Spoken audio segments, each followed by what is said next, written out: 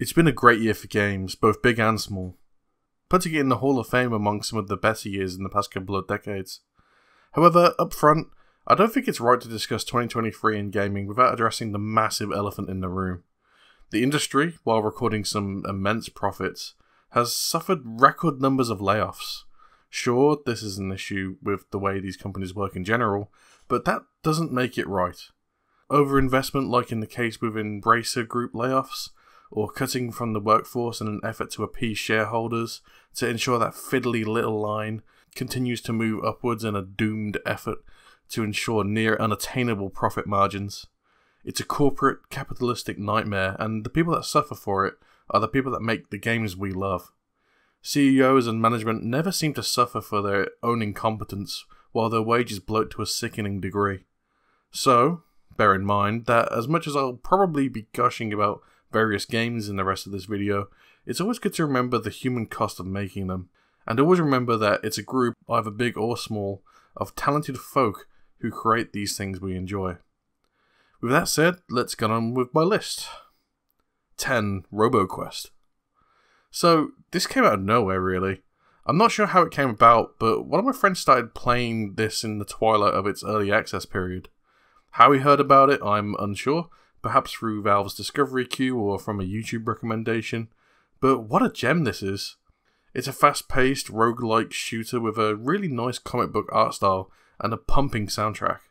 In its best moments, it feels like playing Doom 2016 again, especially when the music hits just right as the action gets thick. The level of build variety is really nice too. Plenty of guns with various modifications can be found, and the random element of the runs means that each playthrough can feel very different. More things unlock as you play too, so you can unlock perks which will help you on the runs, and find keys which unlock different routes. So there's a nice amount of progression to sift through too. It's basically a mix of Borderlands, Doom and Rogue Legacy, which is a mix which suits very well with me. 9. Slay the Princess. I don't often play visual novels, but every now and then, one gets enough social traction that I end up not being able to ignore it. Before it was Doki Doki Literature Club, which was a fantastic horror-themed satire of the harem visual novel genre. It worked on its own though too, with the meta-narrative being incredibly sincere in its themes and portrayals of sensitive subjects. Slay the Princess follows a similar kind of pattern. It's a visual novel that's decision-driven but has a heavy self-aware presence. It doesn't take very long for the character and narrator to talk to you, the player, directly as if you were a character in the narrative. Hints to things being off show themselves early on too, with the game eventually reaching a crescendo that asks you to really think about the themes it's laid before you. The horror here is mostly body horror related, although my first completion playthrough didn't lead me to the more grotesque paths somehow. Intensely replayable, there are many more endings to find than the ones I did, with really appealing presentation in both its voice work and art. Slay the Princess is a must if you love branching narratives in a visual novel format. 8. Armored Core 6. From Software have proven themselves time and again in the past decade or so that they're amongst my favourite developers in the modern era. What a fitting way to follow up the culmination of their work on a Soul series with Elden Ring in 2022, with an entry in one of their oldest series, and make it so unashamedly old school. Armored Core 6 follows off where its predecessors did in terms of gameplay and just carries on like 10 years haven't passed since the last entry. The mission structure is the same, the way you build your armored core is the same, the fast-paced action is the focus of the game like it's always been. The core design of the game, the loop of the game, is very much like the original from all the way back in 1997. It's fast, fluid, and feels great to play. What's carried over from the studio's more modern games though is the fidelity of the graphics, the amazing art design in the environments which oozes bleak atmosphere, and the design of the boss fights. The story is fed to you by paying attention to the briefings and reading between the lines, focusing on the dialogue from the enemies you're sent to kill. Again, not unlike the older entries. And to top it off, it's just cool. Big mechs are cool, and customizing your own with a very robust customization designer is a joy. From have made some of my favourite action RPGs in the past decade, and probably one of my all-time favourite action games ever in Sekiro. Armored Core 6 is just another win for the developer. It's a shame it feels kind of not talked about enough, But it's been such a stacked year with high quality releases, I'm not entirely surprised either, to be honest. 7. Remnant 2. I'm going to be honest here, I have absolutely no idea what's going on in the story of this game. I loved the first one and mostly grasped that, but the second I just haven't spent much time actually trying to digest what is actually going on. This is mostly due to me playing it almost exclusively in co-op. None of us wanted to wait too long for fear of wasting each other's time, I guess. Regardless, Remnant 2 is beautiful and extremely good fun. Boss fights are a step up from the previous game too, mostly, with some fun mechanics to deal with between unleashing abilities and walls of lead. There was one boss fight I wasn't very happy with due to poor telegraphs, and it overall just feeling quite oppressive. If you know, you know. I also wish some of the hidden classes weren't hidden behind such obtuse puzzles sometimes too. A few of them I have no idea how you'd find without a wiki or guide open. Despite that, puzzles you come across in the various environments can be very satisfying to figure out, and some combat challenges feel great to overcome. One of my favourites that we stumbled on early on involved a crystal slowly being delivered down a tower, with you and it both starting at the top. Stay too far up or move too quickly down, and you'll get zapped by a kill field, so you have to navigate your way down while having to deal with the swarm of enemies coming for you too, on top of lightning environmental hazards. It was tough, but ultimately quite fair. Finally finishing it felt like a relief in the best way. There's a lot of customization too with the ability to mix two classes together, mixing their powers and passive abilities. This opens up a lot of room for a variety of builds. Add in the co-op element and this was just a pleasant game to chip away at with the boys. 6. Lethal Company. Coming from a solo developer that entered into early access this year, this is probably the surprise indie hit of the year. Not unlike Phasmophobia before it, this is a co-op focused game where you're encouraged to use the in-game voice chat. The voice chat adds reverb depending on the environment you talk into, adding to the atmosphere and immersion of it all, because the graphics alone certainly don't do that. Not that it's a bad looking game per se, the lack of fidelity is more than made up for with great style and the impression of the environments leave on you, mostly through its sound design too. Outside it's often hazy or foggy or steeped in a thick blizzard. Inside the abandoned buildings, the darkness can hide all sorts of nightmares with plenty of weird and wonderful ways for you and your friends to meet an untimely end.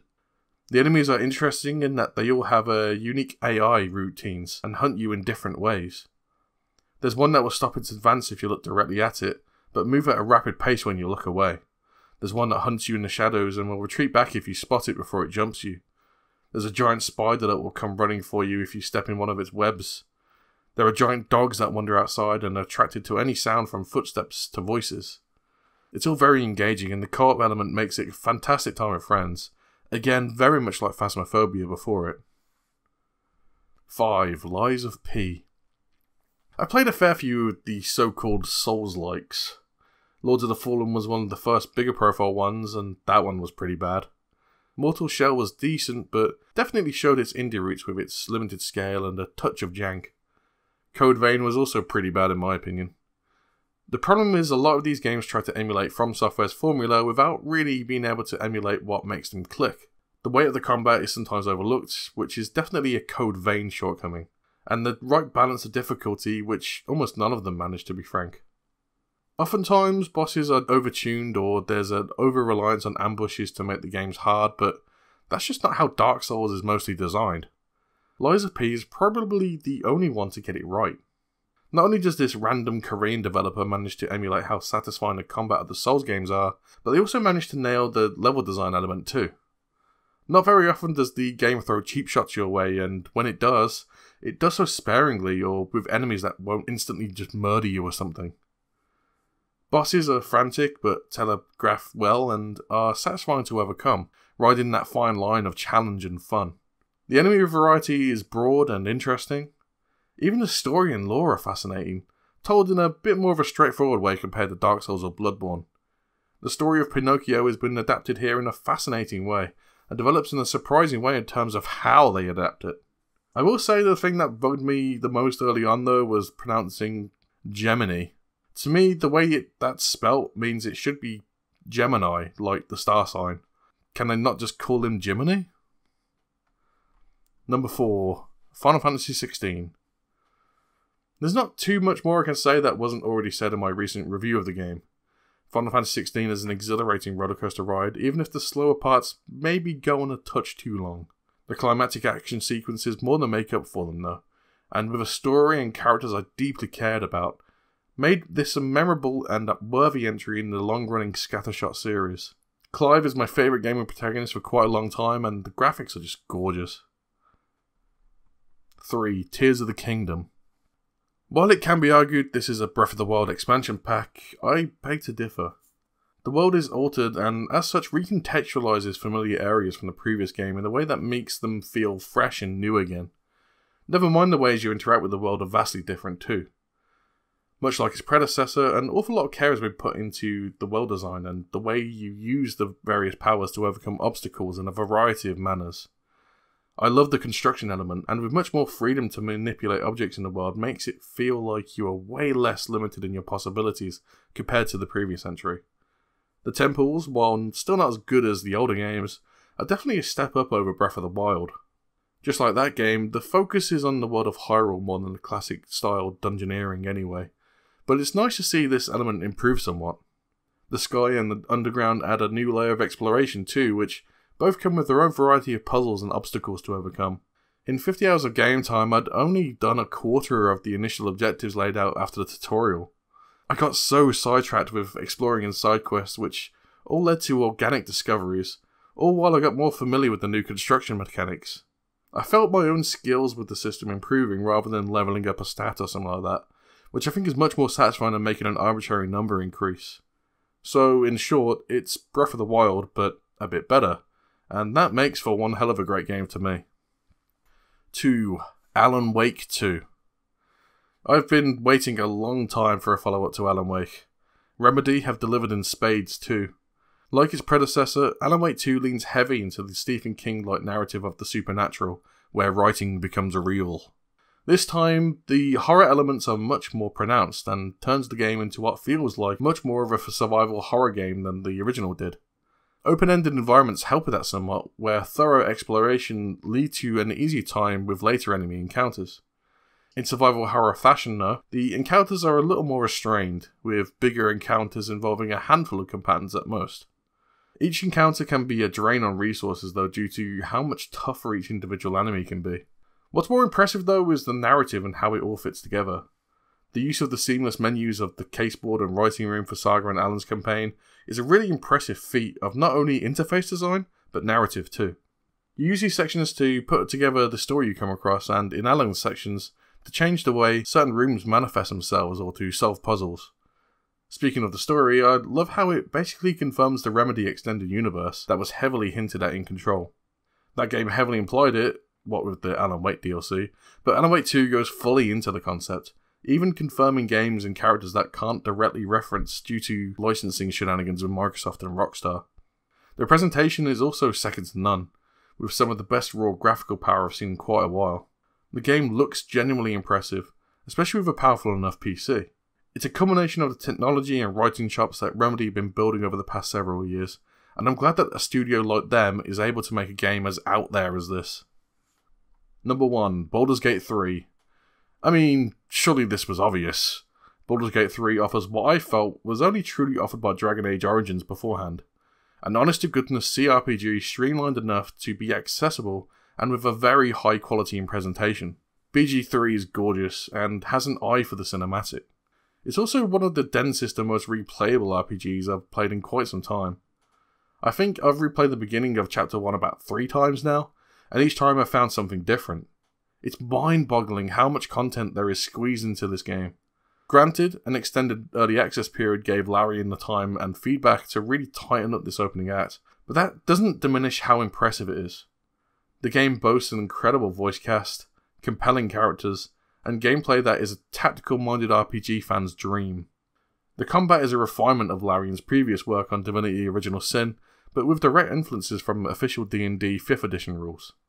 They're not implemented 100%, it feels a bit like playing the game with house rules, but the idea behind the liberties taken with the combat was to encourage more dynamic battles, with a healthy sprinkle of chaos added in for good measure.